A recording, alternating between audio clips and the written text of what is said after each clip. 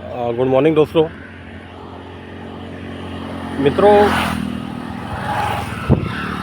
बहुत बढ़िया अपना मौसम है आज और काफ़ी ग्रीनरी है यहाँ। मुझे अच्छा लगता है विलेज में आना। और आज मैं अपने गांव जा रहा हूँ ससुराल से निकल के, समस्तीपुर ज़िले में।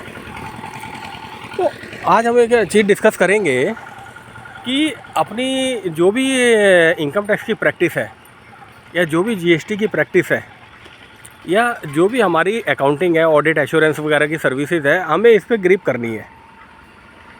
कंसिस्टेंटली हमने इसी लाइन में लगे रहना है और एक ही काम में हमने परफेक्शन करनी है। आजकल स्पेशलाइजेशन का टाइम है। Today is the time of the specialization. 10 चीज़ें आप पकड़ोगे आप कुछ नहीं कर पाओगे। You need to specialization in the subject.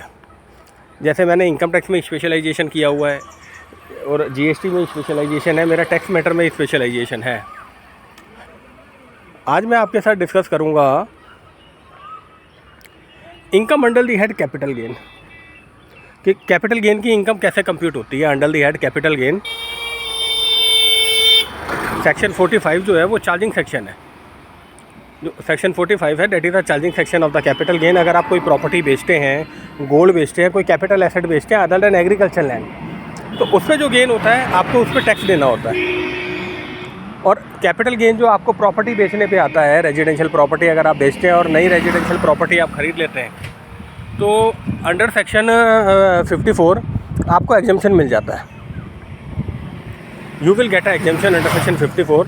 और अगर आप कैपिटल रेजिडेंशियल प्रॉपर्टी बेचते हैं और long term capital gain bond खरीद लेते हैं national highway authority of India के, IRFC के और PFC के, पावर फाइनेंस कॉरपोरेशन के और अपना IRFC के, तो इसमें आपको 50 लाख तक का एडिशनल एग्जम्पशन मिल जाता है अंडर सेक्शन 54 EC। तो ये दो तरीके हैं। पुराना मकान बेच के नया मकान खरीद लो और आपके पास एक ही मकान होना चाहिए on the date of transfer.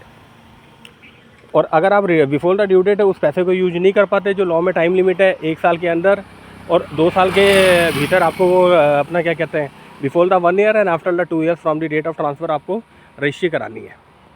अगर बिफोर द ड्यू डेट आप यूज नहीं कर पाए तो कैसे को कैपिटल गेन अकाउंट में डाल दो और वहाँ से विड्रॉ करके यूज़ कर लीजिए। तो ये 2 सेक्शन है जो कि हेल्पफुल है वो रिटेल SSC। कैपिटल प्रॉपर्टी आपने बेची है, प्रॉपर्टी में जो TDS कटा है उसका भी क्रेडिट आपको मिलेगा। अगर 50 लाख से ऊपर की आपने प्रॉपर्टी बेची है और बायर ने आपका TDS काट लिया है, बहुत लोग वो क्लेम ही नहीं करते, उनको पता ही नहीं है मिलेगा भी या नहीं मिलेगा। तो इन चीज़ों पे भी ध्यान देना है। File accurate return in case of capital gain. और आप मेरा चैनल अगर देख रहे हैं इसको लाइक करें, सब्सक्राइब करें। Thank you.